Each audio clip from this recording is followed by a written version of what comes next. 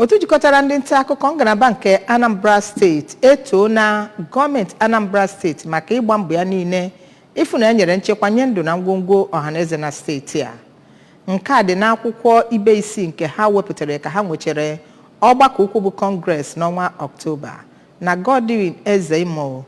Ezemo International Press Center dị n'Ọka. Ka anyị wetara gị ozi a site na studio anyị.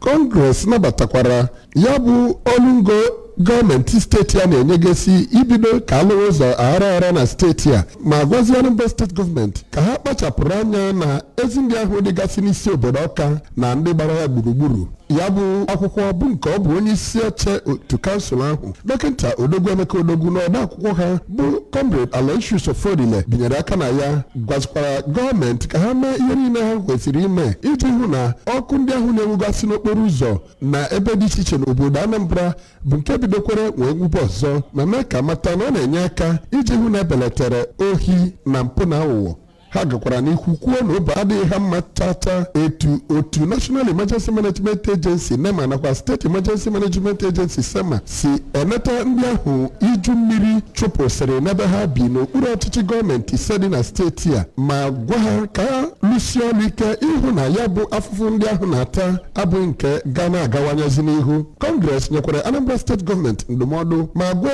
otu Anambra State Waste Management Agency ASWAMA ka ha lelee ya bụ atụmatụ ha wepụtara nke ekwuru na a ga-aga n'ụlọ n'ekporo ahịhịa ma kwuo na atụmatụ ahụ anaghị alụsi ọrụ otu o kwesịrị ka ha gbaa mbọ hụ na ha wepụtara atụmatụ kachasị mma iji hụ na steeti a na-adị ọcha. Ha kpọkuru gọọmenti Anambra steeti ka ọ mara ihe o mere maka ya bụ ego iwu akwadoghị nke a ka na-anagasị n'okpoko nke dị n'okpuru ọchịchị Ọgbaru, Ọnịcha nakwa Ifite Ọka nke dị n'Ọka South bụ nke ha kwuru na ọ ka bụ ihe na-aga n'ihu n'agbanyeghị na gọọmenti amachiela ya kpamkpam. Congress gbarụkwara ihu n'ihe ọ kpọrọ ịna ego imegide mmadụ nakwa igwu mmadụ ojoro nke ndị otu Anambra State Road Management Agency ATMA nakwa ndị Vehicle Inspection Office VIO na-eme n'isi obodo Anambra ma kwuo na ụfọdụ ọlụ ndị ahụ na-alụ abụghị nke iwu kwadoro chaa ma gwazie gọọmenti Anambra steeti ka ọ gbata ọsọ enyemaka.